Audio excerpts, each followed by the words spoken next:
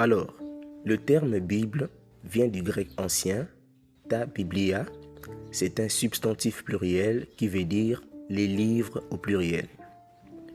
C'est le latin biblia qui l'a rendu au singulier un peu plus tard. C'est ce qu'a donné en grec biblos, un substantif singulier traduit en français par un livre, ce qui n'est pas vraiment correct vu le sens du document. Le mot Bible, dans sa première étymologie, ta biblia, est un substantif pluriel qui signifie les livres au pluriel. Retenez-le, ne l'oubliez pas. Alors, partant de cette première étymologie, donc ta biblia, on peut définir la Bible comme étant un ensemble de livres ou bien un recueil de livres. Et au sens spirituel, pour nous chrétiens, disciples de Yeshua, la Bible désigne un ensemble de livres sacrés ou un recueil de livres sacrés. Donc, lorsque vous écoutez le mot Bible, pour vous qui venez d'être éclairés, sachez-le très bien que le terme Bible signifie les livres au pluriel. Donc, un ensemble de livres, un recueil de livres sacrés. Et lorsqu'on entend un ensemble ou un recueil de livres, ça fait directement penser à quoi? Ça fait directement penser à une bibliothèque. Déjà, dans le mot bibliothèque, nous trouvons le radical biblio plus le suffixe teke. Le radical biblio est aussi un terme grec qui signifie les livres au pluriel, pour ceux qui connaissent les déclinaisons. Parce qu'en grec et en latin, il y a des déclinaisons. Ceux qui ont fait la section littéraire me comprennent mieux. Vous trouverez aussi le suffixe teke qui signifie coffre. Donc, comme nous l'avons énoncé, une bibliothèque est un meuble permettant à ranger et à classer des livres. Et une bibliothèque peut être tout un bâtiment ou un simple bureau. Alors, retenons ceci. Dans l'ancien temps, c'est-à-dire dans l'Antiquité, les gens n'avaient pas et ne connaissaient pas la Bible au format que nous avons aujourd'hui. Vous allez voir qu'aujourd'hui, les Saintes Écritures sont regroupées dans un seul document qu'on appelle la Bible. En effet, avec le format actuel, on peut la porter partout où nous irons. Alors que dans l'Antiquité, ils ne le pouvaient. Ils ne pouvaient pas le faire. Par conséquent, pour entrer en contact avec la parole de Dieu, les gens de l'époque se rendaient soit au temple de Jérusalem, soit à la bibliothèque. Arrivés à ces lieux, ils trouvaient des papiers en rouleaux. Ces rouleaux, vous les voyez juste là sur vos écrans. Ces rouleaux étaient soit en papyrus, soit en parchemin. Le papyrus est une plante dont les tiges servaient à fabriquer de feuilles pour écrire. C'est un peu comme aujourd'hui, où on fabrique le papier avec du bois. Mais ces feuilles fabriquées à l'aide de papyrus étaient un peu fragiles et les bibliothécaires ainsi que d'autres personnes commençaient à constater que ça s'est déchiré un peu trop vu sa fragilité. Décidément, au fil du temps, ils ne fabriquaient plus ni n'écrivaient sur des feuilles à base de papyrus. Mais ils ont commencé à fabriquer des feuilles d'écriture à partir de peaux d'animaux qu'ils appelaient parchemins. Voilà. Comme vous pouvez vite le comprendre, les feuilles d'écriture fabriquées à partir de peaux d'animaux sont plus solides et résistants que les feuilles d'écriture fabriquées à partir de papyrus.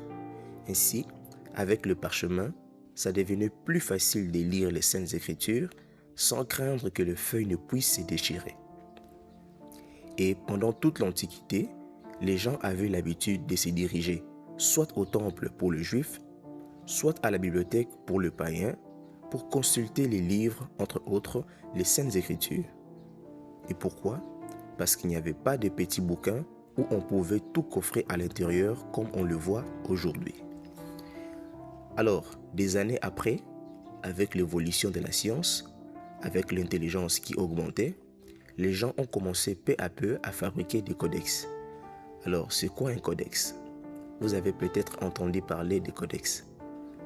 Un codex est un assemblage de feuilles écrites, cousues ensemble et reliées.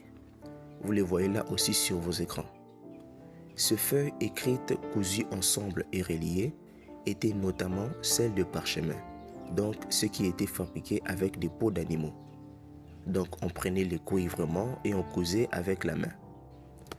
Le codex ressemblait un peu à nos Bibles modernes. La seule différence est que on le faisait avec la main, tandis que nos Bibles actuelles, on le fait avec des ordinateurs et imprimantes. Donc on saisit avec un programme et puis on imprime.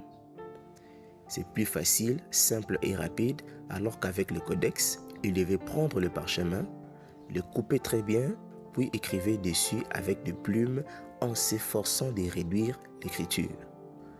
Ensuite, le coudre avec l'aiguille à la main pour former un petit bouquin, un petit document où on compilait un certain nombre de livres et qu'ils appelaient codex.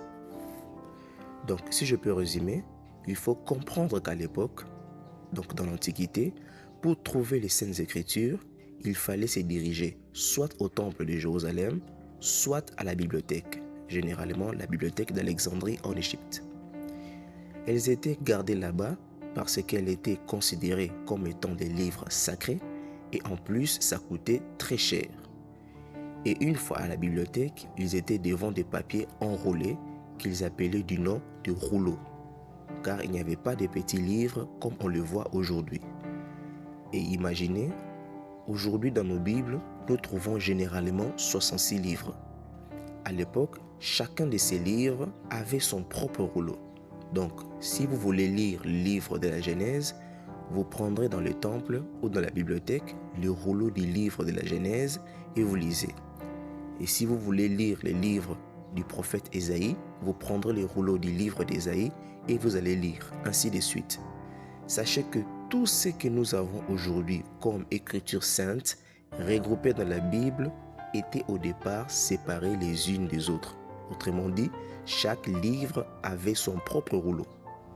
Mais aujourd'hui, gloire à Dieu, avec la science, ces rouleaux ont été réduits, et voilà, aujourd'hui, les Écritures saintes se trouvent regroupées et compilées à l'aide de la science dans un seul et même document que nous appelons la Bible. Ainsi, la Bible est un ensemble de livres sacrés. La Bible est une compilation des livres sacrés. La Bible devint un codex au fil du temps. La Bible est une petite bibliothèque. Et aujourd'hui, parce qu'on peut la porter partout où nous serons, la Bible prend le sens d'une petite bibliothèque portative. Là, il faut que nous les retenions très bien. Donc, à chaque fois que vous vous trouverez devant la Bible, sachez-les et retenez-les très bien que la Bible, oui, votre Bible, est une petite bibliothèque portative.